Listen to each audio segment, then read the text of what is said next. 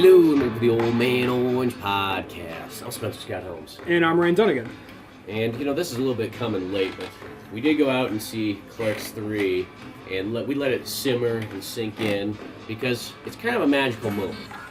Clerks is that movie for generally anybody who got into filmmaking in the 90s and 2000s. That's kind of that movie that maybe even if you didn't like it, you could still kind of go like, shit, I could do something like that. It has that tonal feeling that it's not like you're watching like Raiders of the Lost Ark and going, well, let's be honest. I mean, somebody went out and tried to do that, so anything's possible. But for the most part, you watch those kind of movies or Star Wars, something like that, you're like, you're gonna need a budget, you're gonna need a lot of friends, you're gonna need, all this kind of stuff. But Clerks is that one where you're like, I can sit there, get a handful of people together, we can make something like this. Everybody's got something, whether it be a restaurant, convenience store, even just a backyard or anything just to kind of hang out with. You feel like that's all I need. I just need one location generally, and we can make stuff around it. And that's the thing, I guess, with this movie, because it was like something he was talking about for, I feel like, almost 10 years. He's been talking about like Clerks 3. Maybe it has been 10 years by now. And for a second, I'm like, I guess he's not making it. And then one day you hear, oh, he's gonna start shooting in 2 weeks. Like, oh shit! And I'll be honest, I haven't really listened to Kevin Smith as much as I used to, just because my favorite show of his was Smodcast, and he does that very sparingly. And Scott Mosier's hardly ever on anymore. Well, it's like the same thing. It's like my favorite shows was Education. Then that show completely changed, and same with Fat Man on Batman. It's not really in the same thing where it's just like. So it's just kind of like, he changes it up to like, I mean, they're probably easier and maybe more fun for him. Yeah. I think that's sort of what kind of happens. But like, I felt like the core, what made him really great, it's like, God, that kind of sucks to not have that.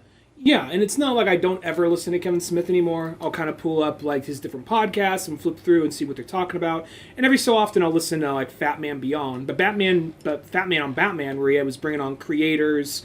And I guess once in a while they'll get a creator to come in and talk about something for a minute, but that doesn't happen too often. It's more of just pop culture, genre news. And after a while, yeah, because those are my three shows, same as you. It was Smodcast, Education, and Fat Man on Batman. And those are the three he changed the most or doesn't do that often anymore. Mm-hmm. So it's not that like Kevin Smith is like, he's dead to me, not by any means. I just haven't kept up with him as much as I used to. So in this movie, I'm going to, because we're both going to talk about it, and I think we have similar opinions, but to varying degrees. I can just say, I just thought the movie was kind of mostly okay. There were moments that I really liked, and there were some things about it that I really liked, but I just thought it was okay. And don't take this as me trying to be like, Kevin Smith impressed me, because I remember closing a restaurant by myself till 2 o'clock in the morning, and Kevin Smith's podcast getting me through it. And listening to like the announcement of Clerks 3 one time when closing, and just being, oh, fucking awesome. And just, like Kevin Smith was just basically, his podcast kind of, and he was always optimistic, go create stuff. So I am still a big Kevin Smith fan, but this movie, I guess, yeah, it just didn't hit me the way other movies did. And, but I didn't hate the movie though, Yeah, well, it's like one of those ones, like, I feel the overall kind of like, once it was all said and done kind of experience, I still like the movie quite a bit. I think it's like that kind of part was. I mean, there is a little bit of like trips on the rug throughout it that are kind of like weird and kind of goofy. But I also think too, it was maybe just because it was like the last one, the Jay and Silent Bob reboot. Which when I went to go see that, that in my mind was gonna be like, it's gonna be so good. Jay and Silent Bob back. It's gonna be just as fun as like Jay and Silent Bob Strike Back or something like that. And then it just. That was like one of those movies, I've only watched it once, but I just remember sitting there and I almost felt like I only laughed like 5 times. It was just like, boy, that was not what I was expecting at all. And like, you almost kind of walked out just like feeling like very empty and so on. And, even like Yoga Hosers, even though I still probably like that more than the average person, because I feel like I just kind of could just sort of see what's going on with it. But it is like kind of those ones I feel like Kevin Smith kind of got to that point where some of his movies, like, they kind of were getting just like, they're just falling a little bit off the rails of being kind of like that real dialed in thing. And I don't know, but I really think sometimes what it is I remember Andy McElfresh even like spells it out in one of those older Education episodes. I think it's almost like the marijuana use, because it's like Andy said that like literally he's like Nancy Reagan here. Yeah, but like no, I get you. But let's be honest, I've seen a lot of people where it kind of peters them out in a sense, but literally what happens is like he's like, here's the thing, you'll have about 6 years where the creativity will be boosted, and then it will sort of drop off, and he said in there, and I feel like that kind of like what sort of happened is like, Red State, really good, Tusk, really good, and then it starts to sort of kind of fade out there. And I think that's kind of what sort of happened there. And I don't know if he's still like smoking it like he's going out of style, you know. The last movie he made that I really liked was Tusk. And Red State, I think it was even a better directed movie before that. There's something that happened. And I'm not, don't take this as me as like, Kevin Smith, you're fucking up, get back on track. Because I'm a big fan of his, and I really like his work. But they're just things you kind of notice. And it feels like maybe it's it's definitely part budget, but there's something about his movies went from looking like, you know, a theatrically released movie to looking kind of like, to some extent, like a Disney Channel show. You know, yeah, like Yoga Hosers has that vibe, and even Tusk, even though I really like that movie, there are scenes that feel kind of like that, just kind of like the lack of, just kind of like how when they get into like, you know, the walrus and all that kind of shit, yeah, things get weird, and there's some thought put into design and the set, but then other things throughout that movie are just very bare bones and basic, though, even though I still really like that movie. Yeah, and Tusk, I feel like that movie's designed to be, like, it's fine if it's kind of bare bones and basic because it's in this weird horror movie kind of style, you know, but when the Jay and Silent Bob one, because let's be honest, you're really, what are you comparing it to? You're comparing it to Jay and Silent Bob Strike Back, and Jay and Silent Bob Strike Back is a huge, you know, big production movie. It's got all sorts of actors and so on, and not saying the other one doesn't have that too, but like it just has this grand spectacle feel, their cross-country trip, you know, larger-than-life kind of feel, and I know that at that time period, that's when that style of movie was really hot, like the in the sense that kind of like, I guess you would say, teenage, college, rated R movie, coming from American Pie, National Lampoon's Van Wilder, like those kind of movies, it sort of fit into that, even though it's kind of different, but those movies were easy to sell. Harold and Kumar, you know what I mean? There's so much of that. Road Trip. Yeah, Road Trip, and even though this one's PG-13, it really still kind of feels like it's R, like when I think about it. Dude, Where's My Car? Yeah, Dude, Where's My Car? Because that's one of those movies, like, that just skates the PG-13, like, I'm really surprised that even gets away from some of those little, like, lines. I want to go on that ride, Daddy! Me too, son! Me too! But, so it's like, I feel that's probably why Jay and Silent Bob kind of can have the budget it sort of has. Where nowadays, like, nobody's made those type of movies. Like, if they come out, they're definitely straight to video. It's like the American Pie, like, the 9th version that has, you know, whatever. Naked Mile or whatever. Well, that actually was a pretty good one, ironic. That one's actually We're focusing on Stifler's, like, second cousin. But that's what it is, you know, and, what's his name? Levy, Eugene Levy. Eugene Levy, he's like the only thing holding them together, which, don't get me wrong, that's the best character, so I mean, you know, Eugene Levy and Stifler, you combine those two together, there's a movie, but... Yeah, I think there is something about that where, Let's picture, like, a Eugene Levy and Stifler have to drive across country to go, whatever, pick up, like, Jason Biggs for something or another, and it's the road trip in between of those two guys being together in the same car. There's something weird when you can't get that much cast back, like, you know what, Sean William Scott agreed to come back, and Eugene Levy is kind of riding high after Schitt's Creek, so let's combine them together. It's going to be the two people you don't expect that have to go on a road trip, and this is like, it's kind of like, dude, this is the one that brought it back. Like, this is the Fast and Furious 4. Yeah. Like, oh, this many years, we've kind of reinvented the formula, and people really want to see these movies again. So, I don't know, something weird like that could happen. I doubt that's going to happen. But no, I do too, but I don't know, when I just mentioned it, I'm like, that actually sounds kind of fun, you know? But yeah, it's like, you know, nowadays it's like that type of movie, like, God, because think about, when was the last time one of those movies that came out in the cinemas? I'm not saying they don't come out, like, you know, if you look hard enough, they're popping up on streaming and so on, but... I could think like 2013, 2014, something yeah, like, they weren't well yeah, received. well, that's kind of like the end. I mean, this is even earlier, but it's kind of like when you have things like Superbad and so on. Like, that's kind of like, that's almost like the starting to fade out and kind of moment of those type of movies. I mean, which goes to show they had a good, you know, 10 plus years. And it went from the, I know we'll go back to Kevin Smith in a second, but it went from kind of like the teenagers / college students to guys in their like late 30s to mid 40s, like Hangover. There's a couple of those that kind of came out right around then, and then even Hangover eventually kind of crashed that into the ground. So yeah, Hangover almost, even though that feels like that's like similar, but similar. It's sort of like aging the characters up. It's almost like for the people that grew up that kind of goes in there, but that's kind of almost like the total end of it. Yeah. So now it's like, I feel like, you know, you get the Jay and Silent Bob reboot, and it's coming out in a time period where no one's probably willing to really back it for any like real theatrical kind of release, you know, and so on. So it made that movie feel kind of small. Where I will say Clerks 3 can work on a smaller level, because all you need is the video store and the convenience store, and that's it. Everything else, it literally could take place all there. You don't even have to leave that area if you don't want to. Yeah, and don't take it as me being like, this movie's just... I'm being dismissive, because I went into this movie really wanting to love it, and I did not have my expectations through the roof. I went in fairly neutral, just hoping I'd love it. And I love moments, I love parts, I love jokes. And like the first part of the movie, I was like, because when it opens up, and they're in spoilers ahead for the movie, when the movie opens up and they're playing like the Black Parade, and I think they almost play the entire song. I think they literally do. Yeah, and you see the store, and they have the like the big drum up part is the lights in the store kind of going on. There is this wave of nostalgia that just kind of hits you, kind of like it's still here. Mm-hmm. This is taking you back, kind of, and he just kind of like takes the gum off with his key. Like why didn't I try this before? Like small things like that.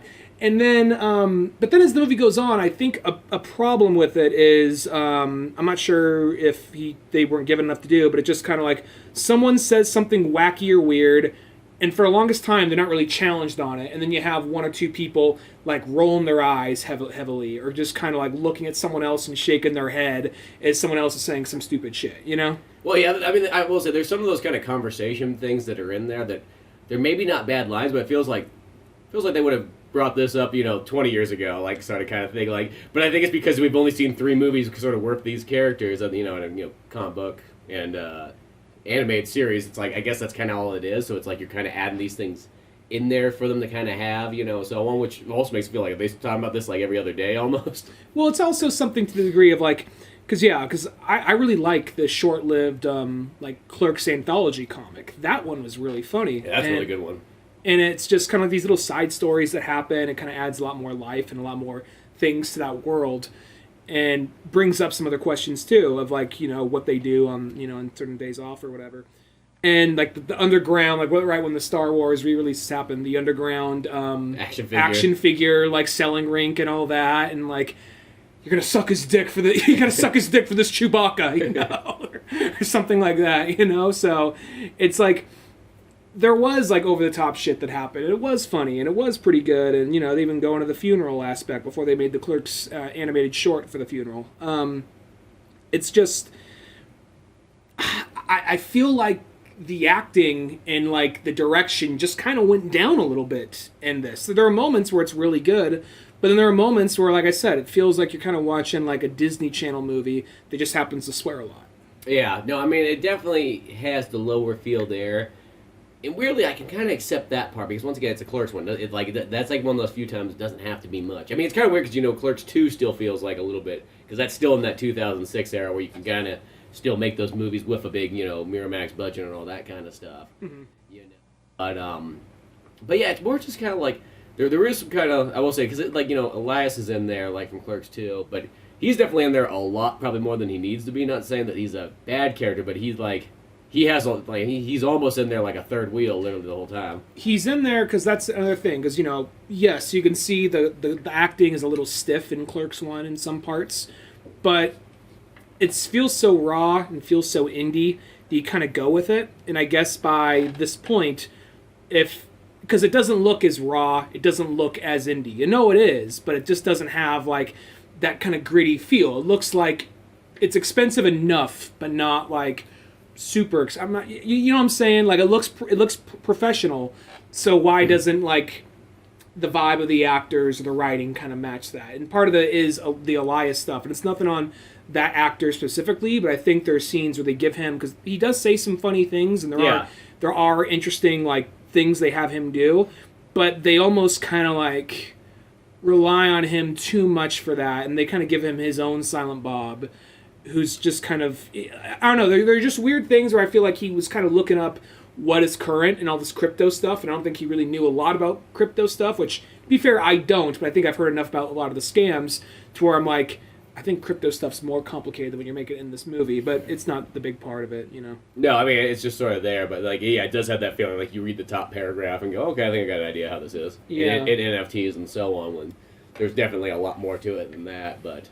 Mm-hmm. Whatever. I guess they're trying to get across that, that's what that character, I guess, would be into. I don't know. It's weird. There's a weird combo when they do. It's like I really don't picture anybody who's in a church like going out and buying NFTs, being super Christian, being all about crypto. Yeah, that seems like the most anti-Christian thing you could be doing. Since like 90% of like cryptocurrencies. I mean, I know there's the ones that are getting by, but 90% of them are always scams or something being pushed by like a fucking like influencer or whatever. Well, because it sounds weird. Like it almost seems like something weird that Randall be the guy who would be buying the crypto stuff, and then like Elias would be like, Randall, that's not safe at all. You know what I mean? It's on track. The government's there, and then even Dante would be like, well, Randall, what are you doing? Like, can you trust us? Do you know anything about it? Like, I don't know. Like, it feels more to be that way when it's Elias kind of going into it. It seemed like, what, this kid's the guy into.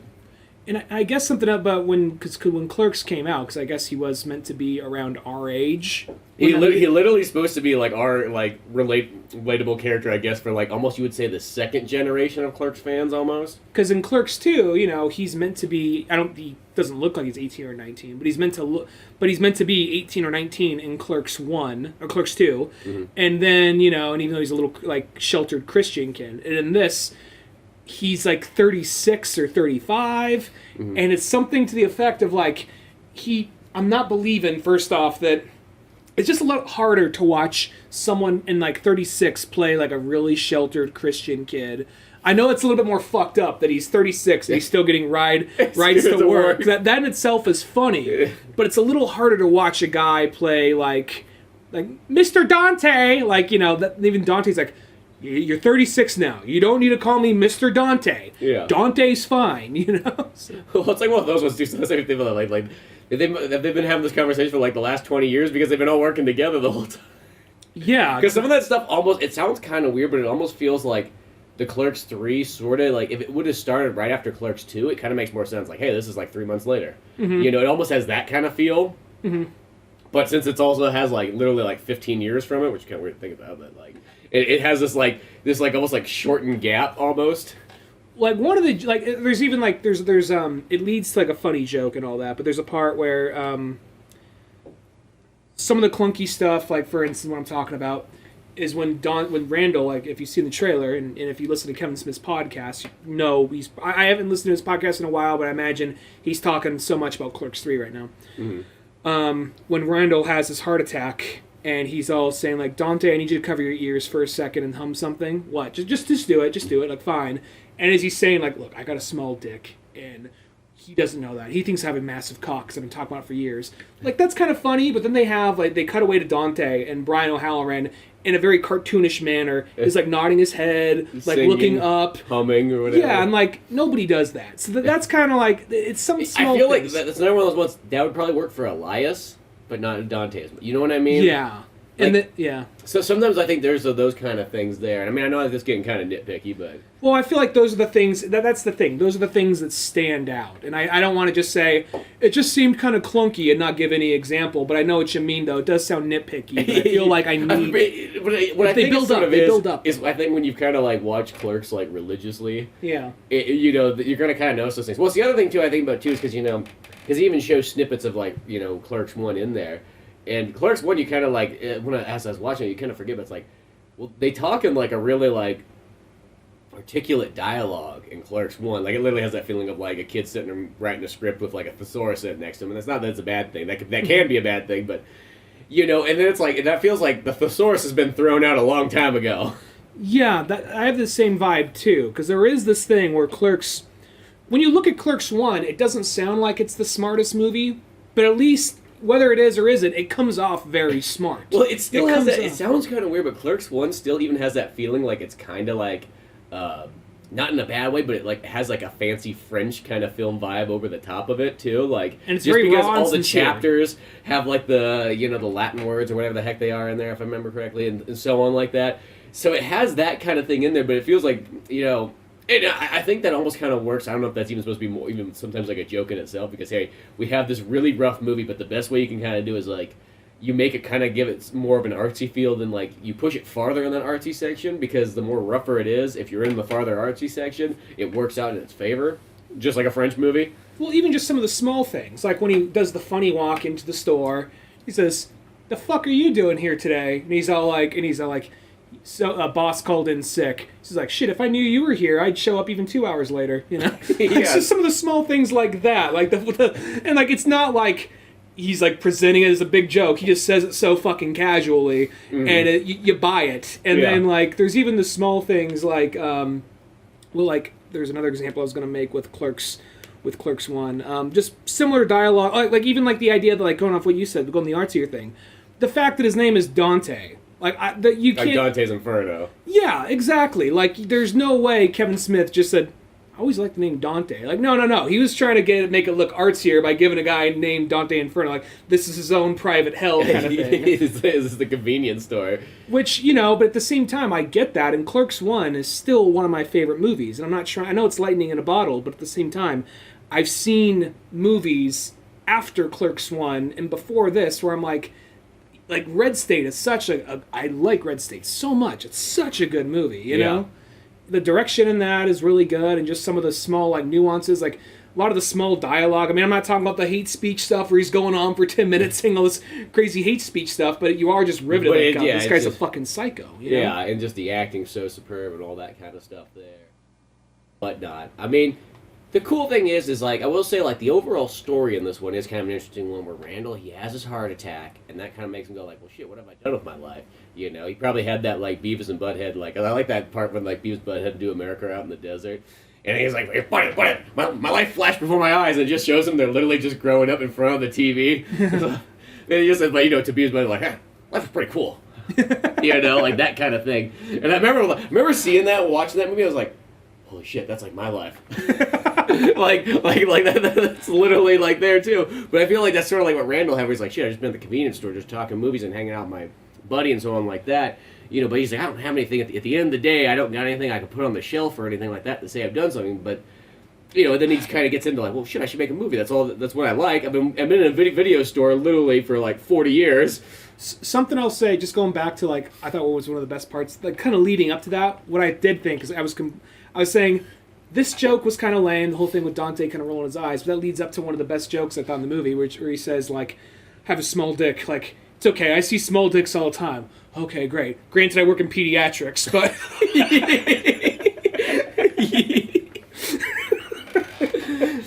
Well, that's like, I will say, like, that's what it is. I think, like, there's a lot of great moments in this movie. I mean, it's easy to kind of sit here and nitpick, but there is some really good jokes. Yeah. And it, like, I will say, it kind of goes along. It's kind of like you're going up and down hills along the way, and it kind of like you'll hit these amazing jokes. There'll be these ones where it's like, kind of okay, but it'll kind of come back around and so on. You know, and even I just think once they kind of get into the movie making part, I think that's where it starts to kind of turn around. I mean, I will say Randall starts doing some really, I mean, it kind of leads into, he's doing some like really dick stuff for, I feel like, for guys who've been hanging out for like 40 years. It's like, this seems like some really ass stuff when you're sitting there where I'm about, it's my story, it's my life, fuck you, Dante. Well, that's also another thing about the movie is they go out of their way for a minute and make, because Randall was the guy who always had the best lines and everything. Mm-hmm. But then, you know, at some point, like, you have, like, okay, because this is probably more Randall's story than is Dante's. Even Clerks 2 is still more Dante's story. Yeah. It's just, Randall is the voice of reason in the first two movies. Even though he's the guy who kind of creates a lot of the problems and talks a lot of shit and has a lot of the funny jokes, he's the guy who is still at some point the voice of reason, but it's Dante's story. Yeah. This one, it's more of Randall's story and Dante's the voice of reason. Mm-hmm. But there's these things where I didn't find myself hating Randall, but at the exact same time, he wasn't as likable. Because first off, I didn't really think his dialogue was as funny as previous movies. And on top of that, he was also just a lot more of a dick, like, unnecessarily. Yeah. So, like, a level of, like, sometimes there's a thing, like, there's the dickhead character in a movie, and you like it because it's in a movie. But if you had to deal with that guy all the time in real life, and that's all he ever was, yeah, you'd be like, fuck this guy after a while, you know? Exactly. Well, it's like, that's that kind of thing where I feel like that kind of stuff is hilarious when it's in a movie, in real life doesn't always pan out the same way. And the thing is, though, he's doing a lot of that, like, at the worst time possible. And you kind of know, because, you know, it's revealed. I'll say they did a good job misleading you in the promotional material, because Becky from Clerks 2, Dante's wife, is dead at the beginning of this movie.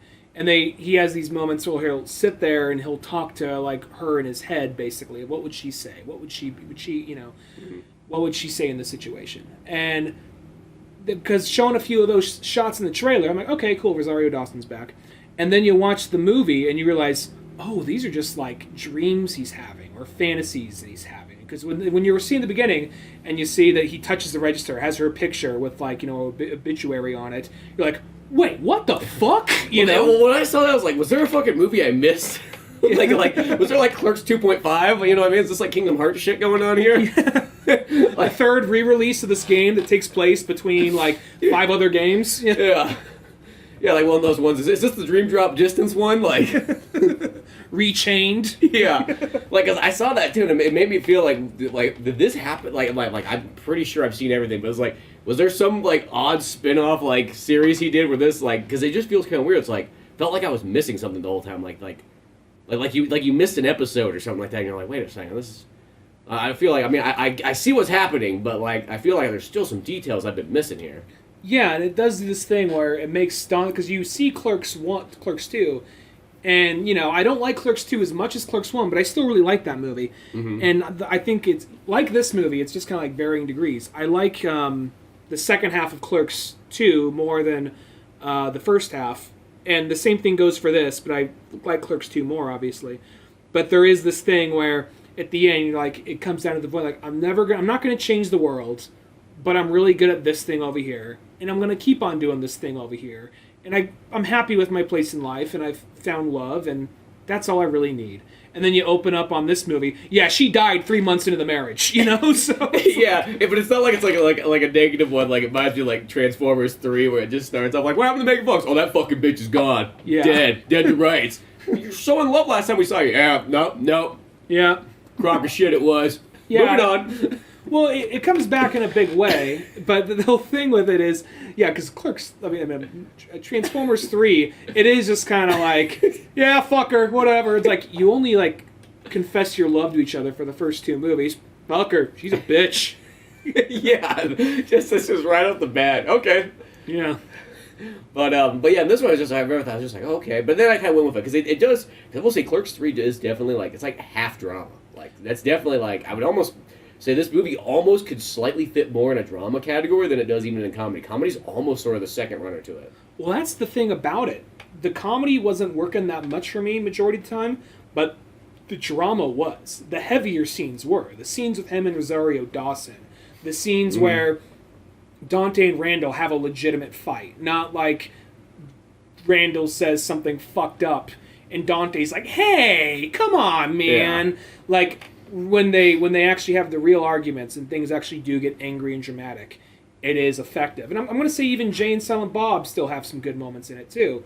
But it's just something like, I thought the whole thing at the beginning where they haven't escaped the 90s. Like, they run a dispensary, but they still got to do it like the shady way and like pass it off. Like, go over here, man, go over here. Pretend like, oh, hey, what's up, man? The car drives by. Well, I like how they hang out in front of their business instead of inside it. Like that one guy comes out, he's like, dude, there's nobody in there working. Like, what's going on? What do you want, man? Like, they're just like, okay, oh, I just want 2 pre-rolls. Like, you know, they're just looking around, like acting all like sketch. Like that was kind of funny. Like they didn't like that's how we did it in the '90s, son. Like yeah. I was chuckling at that point. Yeah, well, actually, some weird. I think Jay and Silent Bob were actually pretty good in this one overall. You know, I just comparing it to like the Jay and Silent Bob reboot one, where I just felt like they felt really off in that one. I said I only gave it 1 try, but it just, you know, that thing. But they was kind of good. And I like how it's just like, yeah, it was just a dispensary, but literally it was just a video store where they just, if there was an empty spot, that's where they put the merchandise. Yeah, there's like. You're late on your like they're like this used to be a video store and they're just like covered in like VHS all around them. Like, oh right, yeah, shit. You know? So there's even some good stuff in there still. Like the thing that I think really works is when it like you said, when it gets dramatic, and I think the later half of the movie is more dramatic, so that's what the later half of it works for me. And I guess we'll go into the big twist. I know we said spoilers ahead, but really, if you don't want this thing spoiled for you, bounce out now.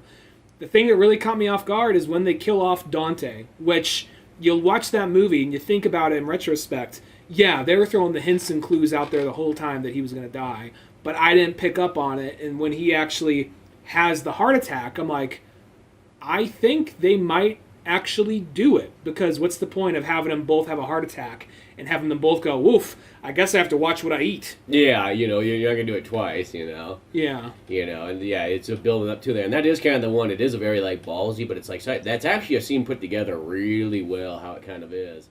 and so on. There's a big lead up to that, because almost like as they're kind of making it, the movie and so on. It definitely has that thing that I feel this is one of those movies. Once again, it really appeals to you if you like Clerks and you especially watch like the snowball effect. I feel this movie's gonna really come together to you like that, because there's a lot of just those kind of like as they're making the movie, it's like Randall starts making it, and he's literally just making Clerks 1 just right now. He's taking all the funny stories of life and putting it in there and just kind of doing it. It's almost a midlife crisis. He has the heart attack, and this is his midlife crisis. I'm just gonna make a movie about my life. Just a one and done. At least I know I did it, tried it. Because almost the same way that Kevin Smith sort of felt when he made Clerks, even at a younger age. Mm-hmm. I'm just gonna do it, and even if I'm in debt for the rest of my life, at least I could say I did it and tried it and gave it the old college try and what have you, And I think that's just kind of interesting, kind of them kind of going into there. And I even like because like when they're doing the movie, it's like they have my Pizza Boys jokes in there too. Like when everyone's like, "You shooting a porno movie?" Yeah, exactly. Because that was the same way that we always, if we ever told anybody we were making a movie, that's the first thing they always ask. So, are you shooting a porno movie? Like no. We're doing Why is that the first thing that comes to everyone's mind? Yeah, it doesn't matter who you are.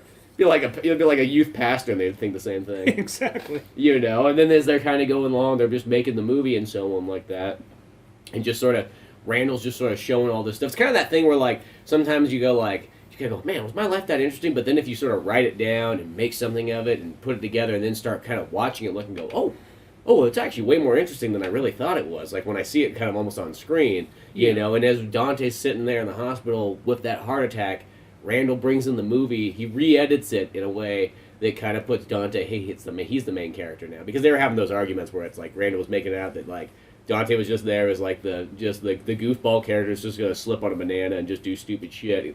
And have none of his own redeeming moments. Yeah, and he even said something like, well, if you're like Luke Skywalker, why am I like at least the Han Solo, or at least the Chewie? Like, I view myself as both the Luke Skywalker and Han Solo, maybe even Chewie at the same time. You can be Dak. Who the fuck's Dak again? Oh, he's the pilot gets stepped on in Hoth. Yeah, he was Luke's like harpoon pilot in Hoth, the Battle of Hoth. Like that guy dies. Like, and does nothing in the movie. He was plucky as fuck, though. that is true. But at the end of the movie where he comes out and says, like, you're more than Dak, you're my Luke, you're my Han, you're my everything.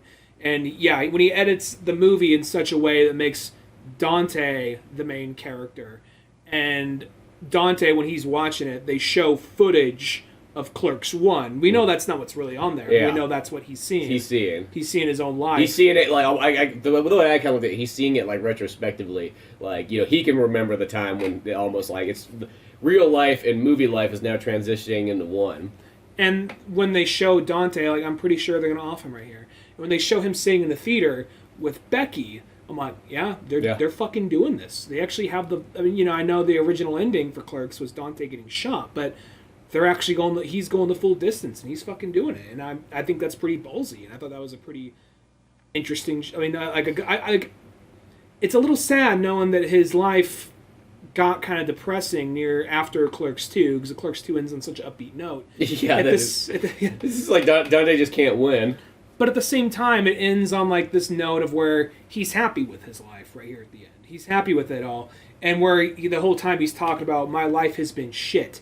I had my happy end. I had happy ever after for 5 minutes, and then love of my life died along with the kid. So all I'm stuck with is this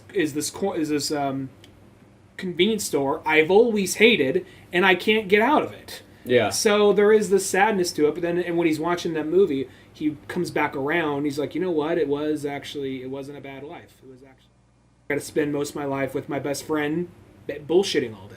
Yeah, exactly, and it even has that transition where, he says, he's like, let's get out of here, and they have that thing where they walk up and out of the movie theater, kind of like, ascending and so on. She's like, don't you want to see the end? He's like, no, I trust the guy putting it together, know? Which, a weird thing also, I will say, it also has that feeling like, would suicide be better for this character almost? Like, because that's almost how it kind of goes, like, you know what? It's like he sees his life flash before him, but he actually would rather be dead than alive, almost, in a sense. Just to be with Becky, and by that point, maybe it was just also kind of like just a way to comfort it all. but the more I think about it, I'm like, man, that almost sounds like a suicide's okay kind of like message in a sense. I mean, I know he's not committing suicide, but like this, like it's almost like you'll be better off dead than alive kind of like aspect of life, because I could see how that could be viewed as, but I think it was just more of a I'm gonna leave in grace. Just like, you know what, I'm not really, I don't mean that in a religious way, but I mean I'm gonna like, it was a good run, and I'm okay with leaving now, kind of thing, which I know can be viewed as suicide, but I just view it as like,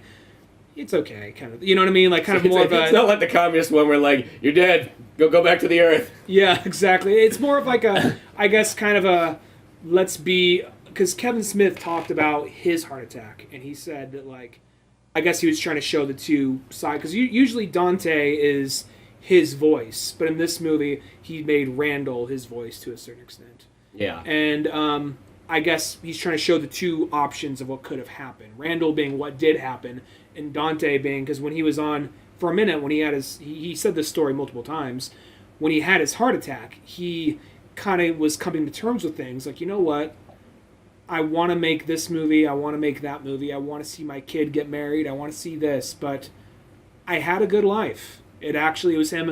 And because for a while, Kevin Smith was somebody, I mean, I know he cries a lot on the podcast because he smokes a lot of weed and he watches an emotional Marvel thing or DC thing. Or you're watching Bad News Bears again or something like that. Yeah. I mean, you know, I'm not going to lie. I've kind of got, the older I get, I mean, I don't know. When Sonic 2 came out, I did not get emotional in the theaters, but I was rewatching Sonic 2, and the part where they hold hands and wait for the foot to come down, and Sonic stops it. I didn't cry, but I'm like, fuck, it took my second or third rewatch of the movie, but I'm getting teary-eyed thinking about this part now, you know? Yeah. But, so, you know, it could happen to any of us. I'm not trying to be one of those people who just, like, he just fucking cries at everything. But I feel like it's meant to be just the two thoughts, the two things that could have happened, and the 2 points of views. Yeah, no, I think that's kind of, it's almost like, you could say like a heart attack from 2 different people. It's kind of like two different ways you can kind of go with it and so on like that, you know? Yeah. And I think that's sort of how it's kind of written in there. As I said, it's like that heart attack, midlife crisis movie, you know? And he said he also likes going and revisiting Clerks, because Clerks is the thing that gave him everything. So he says, well, what would my life be like if I never made a movie and I never got into the film industry? What would I still be at the convenience store? Would I be paying this off? How would I feel? What would I do? And that's another thing that kind of shows up through these characters. And, you know, that's just, you know, because when I first, before even seeing this movie, I looked at one review and that gave it like some pretty good reviews, or pretty good review, and they said Dante had some recent tragedy in his life, and I immediately thought, oh, they're going to acknowledge that Catherine's dead. You know what I mean? Like, because I saw Rosario Dawson in the trailer. So I'm going to assume Catherine's dead, and he is, like, the actress that played her died in real life. And he was, like, coming to terms with his own mortality, Randall's mortality, and thinking, like, God, a woman I once loved is dead, and there's all these things I never said to her. I know she fucked me over here and there, but, God, life is short, you know. So I assumed it was going to be something kind of like that. Like, oh, it is so much worse. His wife is dead. Yeah, exactly. Everything's sort of gone there. Yeah. And so on like that. No, it definitely kind of does have those kind of extremes sort of going on. If it and so on like that. And I think that's the thing, is like that all that drama stuff in there like really works, because at the end of the day, like, Clerks is that one that, like, if Kevin Smith, that was the only movies he made was just entire Clerks series. I always feel that's the strongest characters of them all, is that Randall Dante like counterbalance, I think, is perfect. I mean, like, that literally could almost, you could literally do Mallrats. It sounds kind of weird, but that could almost be Randall and Dante walking through the mall. You know what I mean? Like, you could carry those characters a lot farther. Like, Randall, Dante, Jay, and Silent Bob, like, those 4 right there, that could be, like, a ginormous movie series and whatever else. And those characters could carry so much stuff, you know? Well, there's also this thing about it, like, because since this movie ends the way it does, and it has this very poignant, kind of happy ending where, I'll say the Elias stuff and blockchain, like running on the store, screaming on top of your heads. Like, I get it. This is now Randall's life, and then like Dante appears next to him, and he's just like, oh, he'll always be here with me. And they pan out, instead of Kevin Smith's mom going through all the milk, it's now his daughter. You know. Yeah. Well, that's also the other cool thing, is that there was a great crap ton of like bringing back like a lot of those old actors from like Clerks and finding places for them in this one, and even some of the characters that have grown up. And all sorts of stuff there. Like, that's almost like, I think that's the thing that's kind of almost more amazing for this movie, is just for, like, the Clerks fan, there's a lot here for that. Like, that's what makes it kind of very interesting. Like, I think it's one of those movies that, if you just kind of barely saw these movies and you went and saw Clerks 3, it'd be kind of like, okay, whatever. Well, something that's actually probably really cool, I imagine when he made Clerks 1, all those people he brought in for bit parts that weren't like, Jeff O'Halloran. I'm forgetting the ladies' names, I feel bad. But I imagine nearly everybody else, he like paid him very little to nothing because it was a low budget movie. You probably didn't. Back in those days, you could almost get away with being like, hey, do you mind coming to my movie for stuff? And that'd be like, cool, a movie? It's not like nowadays where someone's like, go fuck yourself, I'm not being in your movie. Or by now, even though I know this movie probably wasn't that expensive, all those people probably, more than likely, I'm assuming, got a pay cut, but got a check cut for him. Yeah. Because, now he has the money to do that. Well, and you kind of have to now. Yeah, you have to. You can't, when you're already a filmmaker, you can't make, in a sense, independent films anymore. And he rubs me as the kind of guy who's like, you know what, these people technically helped me get to where I am now, so let me give them a real paycheck for helping me get here to where I am. So if there anything, the movie exists enough for that reason, to give these people, because there's some people in there you see like, oh my god, that person's still alive? Like there's all these just people from his town that he kind of knew that showed up for auditions, that he went back to his hometown and just says like, I'm going to get all these people to have like, whether even if they say nothing, they're there just for a moment. Like, I thought that was really cool of him to do. Yeah, no, just having like all those kind of like cameos in there and so on, and bringing back certain characters and what have you. I just thought that's just really cool. You don't see really any other movie doing it. So like that's almost something in itself that's pretty magical, just right there. And I'll say that there's also things in this movie that like kind of like, even though I know, I said I only kind of liked the movie, but I didn't dislike it, but it was just kind of more okay to me. The parts that work for me really do work, and the part that I thought that really worked well, one of my favorite scenes is, it made me want to go back and watch Clerks 1. It kind of reminds me how good Clerks 1 is. Well, that's the same way I felt too, because I was like, God, it's been too long since I've seen Clerks 1. I need to go out and pull that out now. But there's that scene where they have the ultimate like fuck you, and what happens is it's during the scene where from Clerks 1 where you need to shit or get off the pot basically. Yeah. And he says the moral of the movie where Randall is telling Dante how it is and what he needs to do, and while he's saying that, I want to say occasionally, I might be wrong, they kind of cut back to original Clerks 1 footage once in a while. I might be wrong. I think they might do that. Yeah. But during that scene, in Dante's scene, that would be infuriating as fuck. Knowing everything he just went through over the last 10 years, not being like, he's helping finance the movie, everything he's doing to help push this movie forward. Yeah. And the scene that it's just a scene going down Dante's list of flaws, whether they are flaws he had 10 years ago or not, just someone writing all this shit that's wrong with you and you're help paying for the movie, you would be like, you know what, man, fuck you. Yeah. And I thought that was like the perfect scene for it to happen, for like, of all the things they're going to film to make them get into a fight, that would be the one, and that makes sense. No, yeah, I think that works out real well, because the whole thing is that like the doctor tells Dante, she's like, well, what you gotta do is like, you're the best friend, so so he doesn't have another heart attack or something like that. You gotta make sure that his life's as positive as possible. You help him out on whatever dream he wants to do and keep him going and keep him on the right track, and so on. So he literally gets that money for the movie and so on like that from his ex-wife. With Kevin Smith's his real wife. I always love how she always just plays the most dickish characters like in movies too. She does, but I think it's just a matter of like, it's just kind of funny, just because like one of those ones like if you just didn't know, you'd be like, who's that fucking asshole cunt you have in your movie all the time? Oh, that's my wife. Oh. She did really good. She was really good. She's good at that acting job. She's a very believable actress. She's very believable. Yeah, if you didn't, I'm sure she's fantastic in real life. You didn't know, but that's like all the parts she always plays. But just the fact that he does all this stuff, but Randall doesn't know any about it because he's kind of just keeping it on the down low, just making his like dream as possible, and there's that whole breaking point there. I did like it, even though she has like because in Clerks 2 she was a bitch. At the same time, she's a bitch in Clerks 2, but she of course has reason to be mad at Dante. Yeah. But I even like at the end where she's like, I was surprised to see you at the funeral. Despite how I feel towards him, I did almost fucking marry him. Which if I did, he'd probably still be alive. No, he probably would have killed himself a year in. That's what I mean, is that there is a lot of good stuff in this movie, and I do think it's one of those movies that I think on a second watching, I'll kind of push some of the stuff that I thought was a little bit off kind of more to the side and just sort of remember more like the overall. I think once again I say it like the overall stuff I think is kind of good. Like I think the story's good. I think it's just got a couple of these just weird moments, and most of the time it's really that blockchain. Elias and blockchain. And Elias is not. He's got a kind of a cool dynamic, which is kind of interesting, where it's like he does the thing where he's like he's the heavy Christian, and then when in a sense God fails him because he thinks that by smiting Randall that's what gave him the heart attack, and then not trying to save him in like the hospital, that he's like he renounces Jesus and does the thing like he does like the born again Christian, but the exact opposite, which I think that's kind of funny because we all know like when someone goes born again Christian, they literally go so far into it that it's almost ridiculous that no normal born Christian would ever even think of it like that. And I think, but instead he does it with like Satanism, so he does it so ridiculous that now he almost just seems like a goof and so on. The downfall is like he's just there. He's just there a little too much. He could be there like a cameo character almost, and still have a couple moments, but yeah, like the concept. No blockchain. The concept of that. Well, I'm not, and this is I have not done any research on this. I have not looked anything up.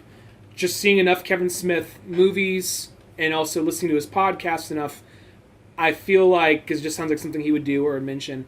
I feel like blockchain. I could be totally wrong here, but I feel like blockchain is probably the boyfriend or whatever to his daughter, because at the funeral she winks at him and he's like, oh, it's like let me give your boyfriend a shot in my movie, that's got to be what it is, you know what I mean? And I'm gonna say it's not that necessarily blockchain just he's just unnecessary. That's the thing. It's almost a character that's kind of in the way of everything else, and it's one of those weird ones because it's like his Silent Bob, but it almost just seems like his like gay lover he keeps down in the basement too. Like it's a really bizarre like way that they're like together. Well, I guess it's also something we don't know who blockchain is, so this weird guy who's silent could also be really good at computers, because we already know Elias. Elias doesn't seem like someone who would have the smarts to pull off a crypto scheme. I guess what it is it's one of those ones where it's like blockchain's like the Steve Wozniak and Elias is like the Steve Jobs here, just using them. Well, I do like the idea that like I figured something like that would happen because you saw Elias in the trailer as you expect him, and then at some point you see him all gothed up. So I'm like, oh, I bet he has like a thing where he's questioning Jesus or comes to terms with his struggles with his faith, which I think that is a funny concept, but just the whole part where he's like, Satan, I will be your concubine. He's taking off his pants in the middle of like, the waiting room. Like,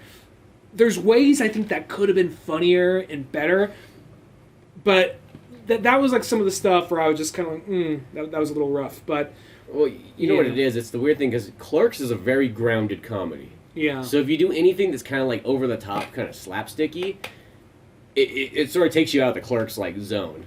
Yeah, and don't get me wrong. I know it feels like I'm really beating down on being, because every so often you would see people like, I saw Clerks 1 and I was so excited to be into Kevin Smith, but then he just let me down movie after movie, and he could have been so much more than the nerdy Star Wars fan who tells dick jokes. I'm like, I feel like it gets annoying when people put their own preference and expectations on one person as opposed to what they can do. And I know, I guess some exception, I guess I'm not trying to do that, but I guess I've seen other movies he's made, so I feel like it could be further along than what it is. And in all honesty, like we do in a podcast, the more I talk about it, the more I like it. But maybe another watch I'll feel a little different. Because I really did just want to love this movie. Because I remember closing a restaurant by myself till 1 or 2 o'clock in the morning, like weekly, and like a couple days a week, and just listening to his podcast, letting that get through it, his inspirational like speeches he gives, all this, and then putting on like the snowball effect for like creative fuel and all that for inspiration. That's all still there, and I still love that stuff for it. So I want to love this movie as much as Clerks 1, but I just didn't. But there are things to still love in the movie. Yeah, as I said, like I feel because it's one of those movies that when it comes out on Blu-ray, I definitely want to pick it up, just to kind of have it. But I feel like it might have some cool special features kind of go along with it. I know at the Fathom Advance thing that we saw at the theaters, it had like a 10-minute kind of little documentary afterwards, which was pretty neat, a little behind the scenes and so on like that. Nothing too like in depth like a snowball effect, but still kind of cool in itself, which made for the inflated price tag on the movie. Yeah. But it's like one of those ones like.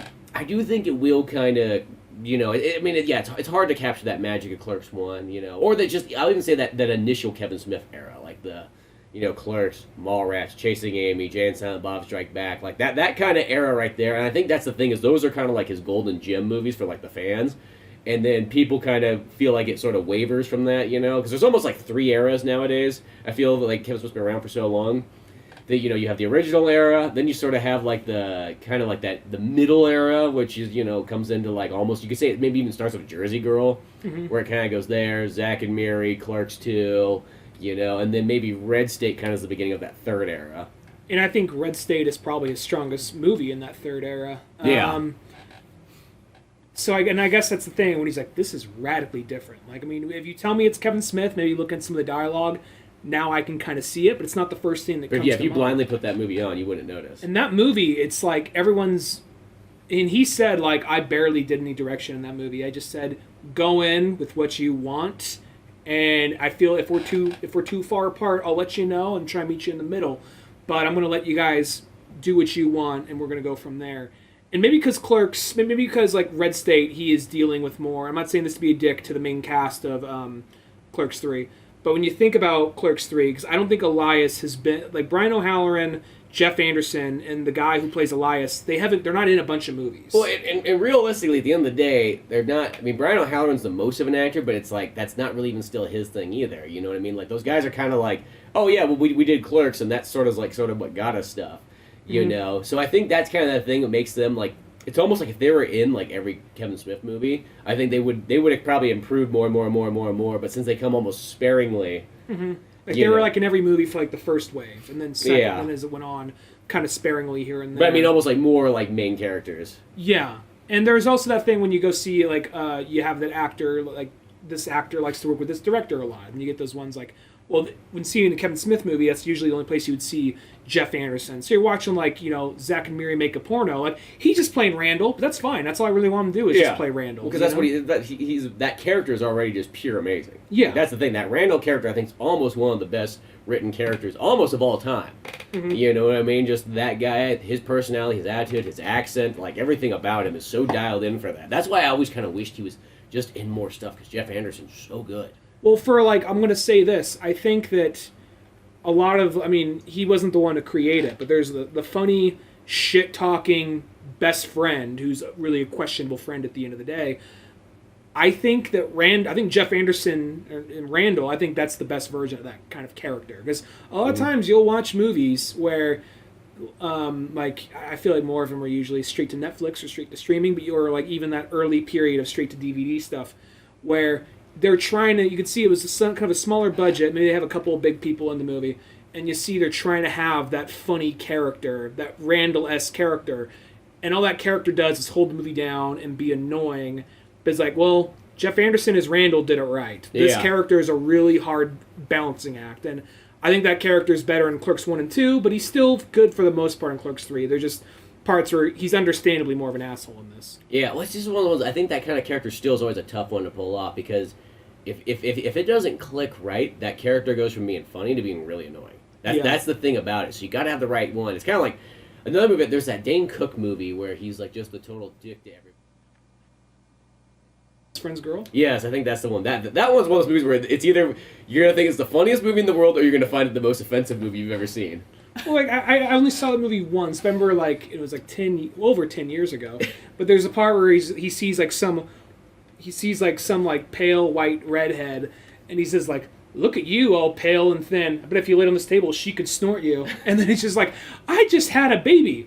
And it shows. I hope it was delicious. Just something kind of like. Yeah, that's what that movie was just filled with those kind of lines, because that's what I felt like. Dane Cook played a good, I guess you would say, Randall in a sense. Well, he also just went above and beyond just being the asshole. Like when he goes to the urinal, like, "What you got packing over here?" "Oh, I want that in my mouth." Like it's one of those things. Like it's like.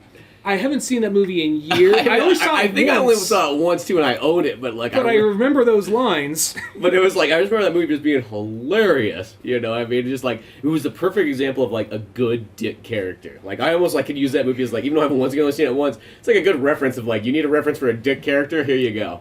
And I think that there are those things like that's a hard character to balance. The funny asshole is still somehow likable. Yeah. I think that.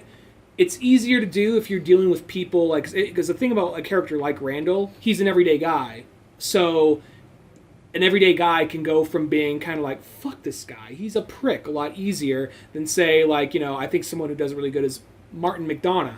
I think he does really good at writing dickhead characters, but since it's a world of, like, people and crime and all that, it's easier to, like, well, we're not already supposed to like him. He's a gangster, or he's a crime lord or something, but, like, you're an inanimate fucking object is still one of, like, the funniest lines to me, so...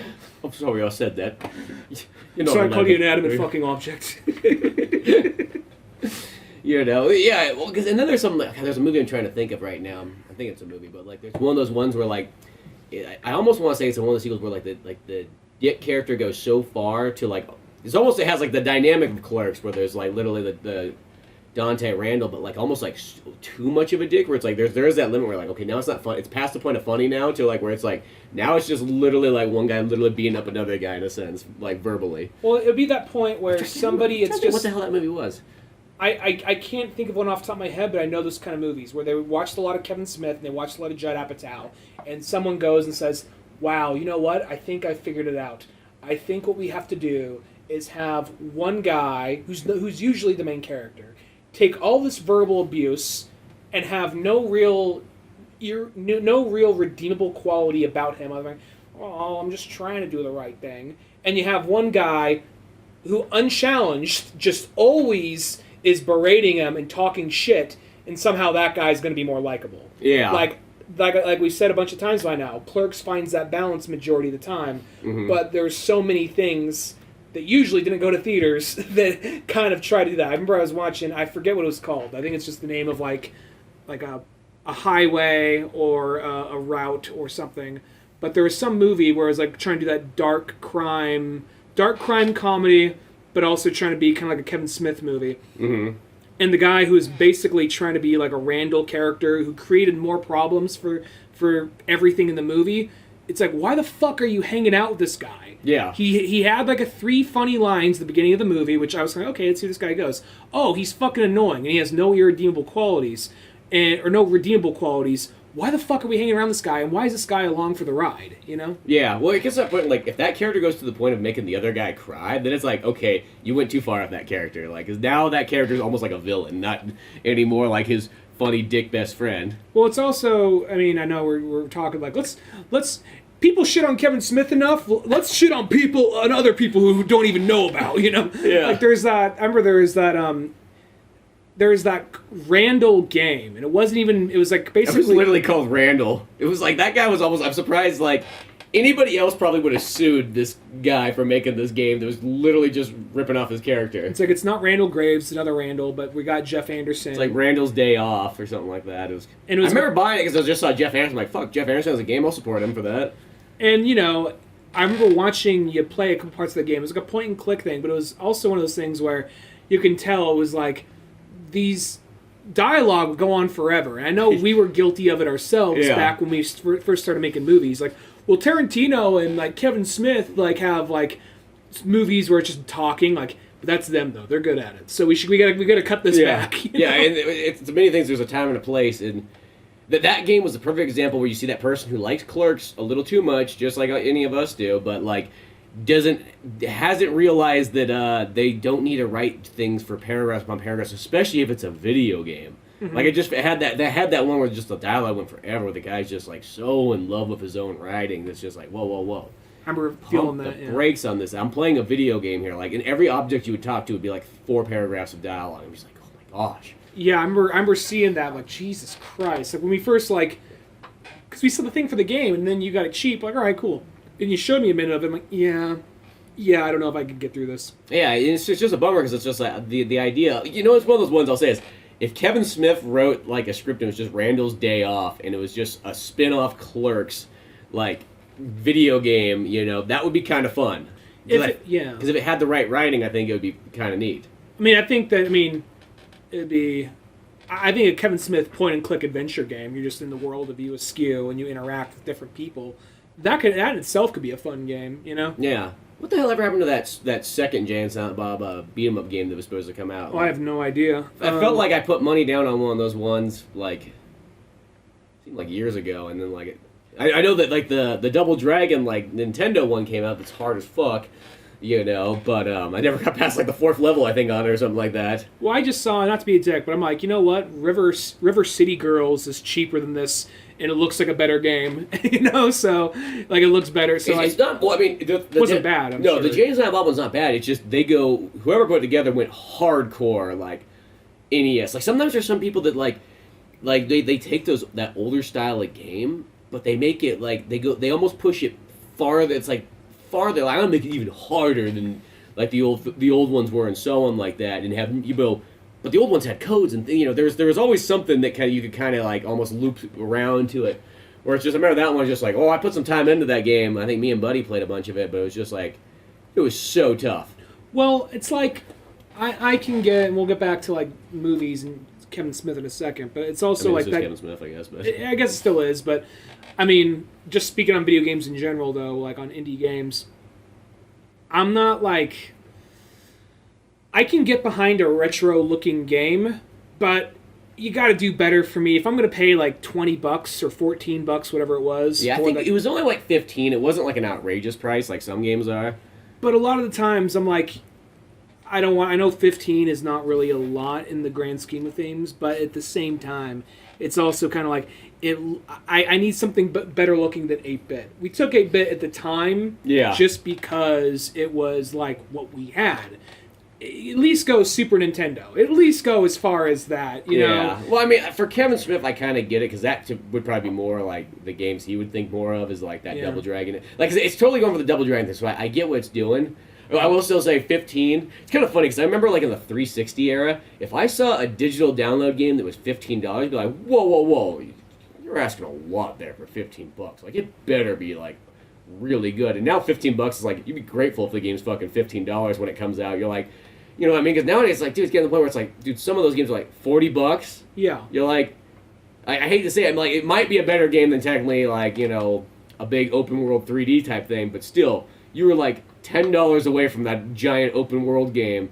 You know, you're trying to tell me that your side scroller platform game is going to be $10, you know, less than like Red Dead Redemption 2. You know what I mean? Like, let's be honest. Well, it's also like River City. Like I remember playing like River City. That game, if that wasn't way forward, and then it's like one of those ones, it's like $30 for when that game came out, and I paid it because I like them enough. But I guess I got it when it was on sale for like $14. So I guess that's that. Yeah, because that game was $30, and it's like because the Shantae games they kind of did it like, you know what you're gonna fucking nerds will pay anything for this shit. You know what I mean? Like they got to that point. Yeah.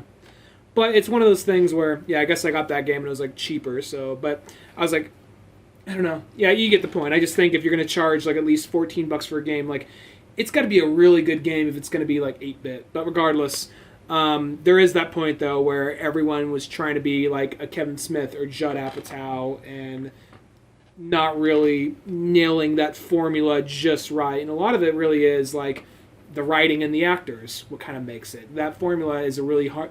They kind of showed it was a hard formula to kind of really get down, you know. Yeah, and I think that kind of goes with so many things too. I mean, it's the same thing as the Quentin Tarantino knockoff movies. Yeah. Some are great, some just feel like they're trying too hard, and so on, you know.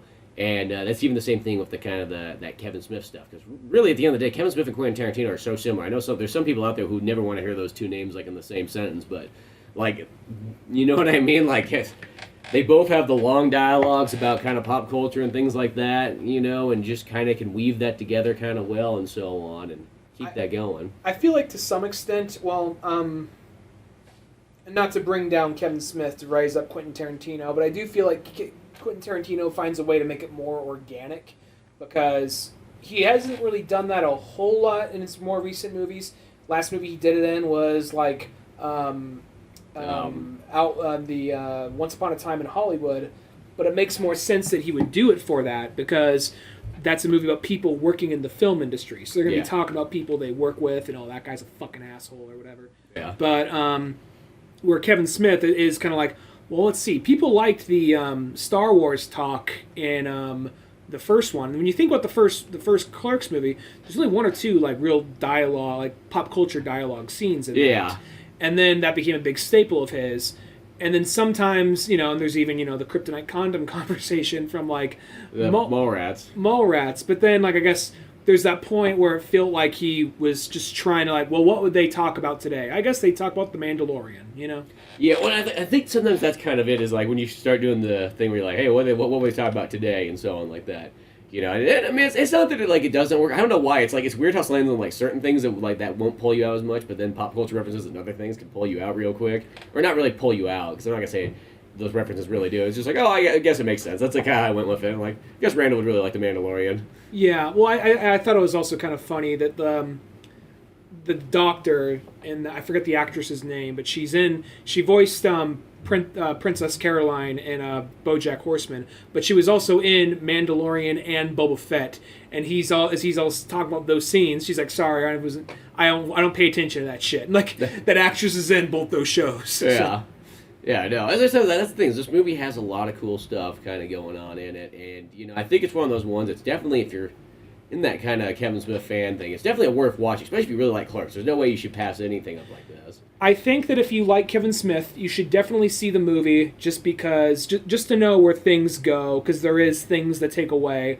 If you were never a Kevin Smith fan, I don't think this is going to change your mind. Oh, yeah, it's definitely. That said, though, there are some, like, online critics that I sometimes follow, and they were more like... They were speaking better of this movie than I was, so there could still be some, some like surprises there for you. I want to watch the movie again down the line. Chances are, I wonder if he does like because I have all the other movies on DVD. If he does like a Blu-ray box set of all the Clerks movies, I'll definitely get it. Yeah. Well, because I kind of thought about them, like, because, it's always like, oh, one of the best DVDs that, like, any, like, filmmaker should always have is that Clerks X, which means it's the Clerks 10th anniversary one, which I'm, like, thinking about, like, oh, shit, it's, like, literally... It's 20 years old now. No, it's 30 years old by now. Oh, Jesus Christ. Yeah, that's the thing. Is I meant that edition, that DVD edition. Well, yeah, that DVD edition's 20 years old, but that means that they need a Clerks XXX. Yeah, no, if they... That would be actually have a cool set. Clerks XXX, and it comes with all three of them. Comes with all three and all the previous special features. And maybe some new ones, too, to top it off. I would definitely get that, and I would just for my collection, I'd like to have... Which that probably put you like Walmart, be like, no, we're not selling Clerks XXX. They have to change the name. You sold Triple X. Yeah. And Triple X, State of the Union. Yeah.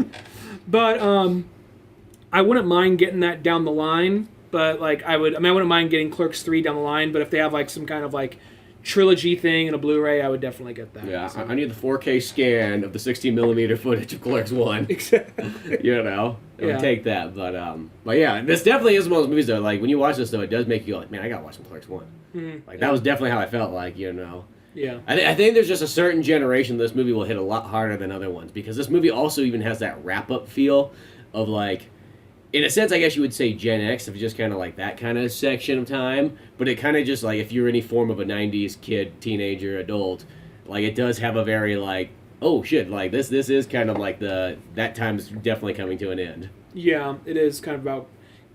It is another coming-of-age story about being in, like, near your 50s. Yeah. Coming-of-age story, close to your 50s, and realizing a passion late in life. Yeah, that's sort of, like, kind of how it goes, and I think that kind of is one of those interesting things about it, is it does have that end of an era kind of thing. And I guess just for myself, I've always definitely had that nostalgia feel where I feel actually way older than, like, technically, like, age-wise is. Mm-hmm. And I think it just comes from just watching so much older stuff, along with the music and all that kind of stuff, too. So, like... Well, if one of your favorite books is the Errol Flynn autobiography. Yeah, that's what I mean. So it makes me feel actually way older, because, I could do the thing where I can reference things that, like, most people are like...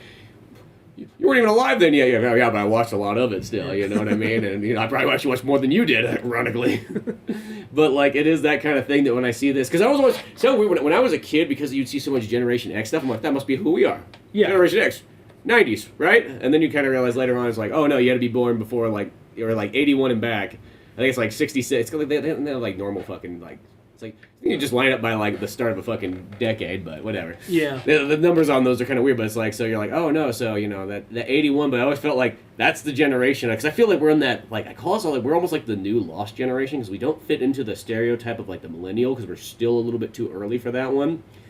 I mean, we are, but, like, it doesn't fit into that, like, the same way. I feel like we're that in-between generation, like, the equivalent of the generation that's in between World War II and the hippie generation. I always feel like they're still technically baby boomers. There's I think the word for that is They call them like the sleeper generation, but it's like I always feel there's always an in between because the generation like it's like 20 years is always the thing. Well, obviously not everyone's gonna fit the same way into that. So I always feel like there's sort of a pre and a post, and the post one's most of the one that people focus hard on. Mm-hmm. But I feel the pre one's always kind of the lost one because the pre one I think you feel like you're more related to the previous one. And the post section is almost a little bit more like out of your league by this point. And that's why I always feel like when I see stuff like Clerks, though granted, I'm all of 6 years old, 7 years old when that comes out, that still feels like that is my generation there, even though it's oddly different. But that's also probably comes from the retroness of... Well, and also probably there is that thing like, I didn't listen to Pearl Jam and watch Clerks when I was like 6 or 7. But then there's that thing where you suddenly get like 14 and 90s doesn't seem like it was that long ago and you start looking at stuff, so that like music from like 10 years ago or whatever is what you listen to, and then there comes this thing of like feeling like you were there watching this or listening to this band even though you may have heard it on the radio, but it wasn't something you actively kept. I didn't really get into music till middle school, and it wasn't probably till like high school, like late high school, till I think my taste in music got good. So yeah. Well, it's like myself, like,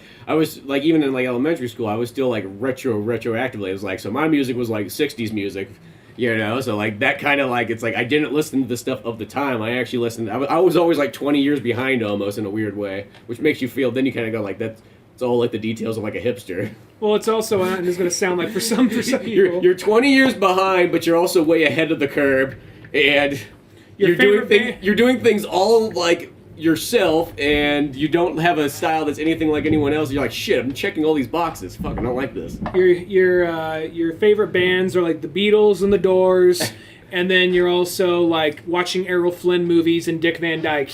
Yeah, so you got the Dick Van Dyke fucking box set sitting up on your mantle. Yeah. So, well, it's also one of those things where, to go off that, what was the example I was going to make? Like my intro back into it was like older music was not when I say older, but I guess like getting into 90s music was like, well, I really like Audioslave, and I know that's the guy from Soundgarden, and the other guys are Rage Against the Machine, so let me go back 90s, and that's kind of what led me into more Pearl Jam and all and like other stuff at the time. Yeah, which also, like I said, Clerks 3 has an amazing soundtrack. It does have a good soundtrack. It has a lot of good tunes in there. That's like one of those ones, if it was back in the day, you'd be like, oh, I'd buy this CD. Yeah, definitely. You know what I mean? Like, that one felt there. I did like the use because they play as Dante is passing on, they play Gerard. I can't find the song anywhere, but Gerard Way's. You got about the soundtrack. I don't even know if it's on the soundtrack. Maybe it is. I don't know. It's not on Spotify. At least I couldn't find it. It's the song that they play at the end of Tusk. Like apparently it's an old sailor shanty, but Gerard Way is singing it. It's like a love song, Yeah, so, no, that's a cool song there. Mm-hmm. So that one, they might do it. Because that's the only thing about movie soundtracks. They always that thing where they like sometimes lock certain ones. You gotta literally buy it. That's like the only way you can still get those songs. And a lot of them are lost to records, so you don't even see them pop up on Spotify or anything. Oh yeah, Spotify's not buying it though. That's what I mean. It's like literally buying it. Yeah. There's that kind of stuff. But yeah, no, this is that nostalgic trip. Takes you back to like almost like the days of like discovering Kevin Smith. God, that's even what I think about now because it's like it was when Jay and Silent Bob Strikes Back came out. That's what kind of did it. It was like I saw that movie and then it was just like I met a guy and then all of a sudden he was like, "Dude, you like fucking Kevin Smith stuff? Well, you haven't seen fucking Clerks or Mallrats or any of this stuff yet." I think I might have saw Clerks. I think I caught that on like Turner Classic Movies or some one of those odd channels. Well, maybe IFC before it had all the commercials and shit. Well, I remember seeing a bunch of ads for like when Jay and Silent Back came out, and I was like, well, it says Strike Back, so I'm assuming this is a sequel. And then I went to a friend's house, and his parents are relatively young, and they had like a DVD of Mallrats, and they showed Jay and Silent Bob on there. I'm like, okay, I guess there are these guys that pop up in other movies here and there. Yeah. And then he's the one that showed me Clerks, and I didn't really appreciate Clerks at the time. Like, oh, that's all right, but as I got older, I liked it a lot more. Like, oh, this is the first of the Jay and Silent Bob things. Okay. Yeah. Well, that was like this guy. This guy showed me. Well, Mallrats was the one he brought on over, and it was just like that was the one where it's like, here, man, this is the one you got to see now, And then Chasing Amy and so on. It's funny how like it almost like brought you together real quick. Like you meet somebody like especially at that time period that was like into these kind of movies because they still were sort of like a side kind of road movie that you had to go out and see. It wasn't a mainstream thing necessarily. and just the leading of all these things and so on like that. Well, But, yeah. I mean, it is also that shit, thing. I remember this guy, because this guy's name was Carl or whatever, and he was only at school for like a year or something like that, but just this like love of Jay and Silent Bob and stuff. I remember we literally went to like a Who concert together. We found a Quick Stop. We're like, Mom, you gotta pull over. We gotta take a picture out in front of this thing. It's just like, I don't get it, but all right, whatever. Yeah, one of those ones. Nobody really gets it, but it's like, we gotta go Jay and Silent Bob this place. Yeah, I mean, Once again, doing the most old person thing ever, a bunch of kids going to see a fucking Who concert in 2002 or 1. Well, it's also like, well, even like that, for instance, like Clerks, this movie, I'm not sure if it's going to change anybody's mind on Kevin Smith, but I think that some people, like, people I wouldn't expect, liked it more than they would have otherwise. So, you know, I think if you're a Kevin Smith fan, you should see the movie just to see it and see where these characters end up, because there is stuff to be taken away from it. And I want to watch it again, and maybe with other viewings I'll come to like it more. Not that thing, I'm going to watch it until I like it, but like... Just fucking Clockwork Orange it, just sit there, strap yourself in, but put it on loop. There's definitely things to be liked in the movie, and I think those things alone are worth seeing, you know? Yeah, definitely. I think, the overall package is good, but beyond all that fun stuff, you can always go to oldmanorange.com where you can find more podcasts, comic books like Pizza Boys, old animations, and all. I'm Spencer Scott Holmes. And I'm Ryan Dunnigan. And I'll see you some other time. Later, folks.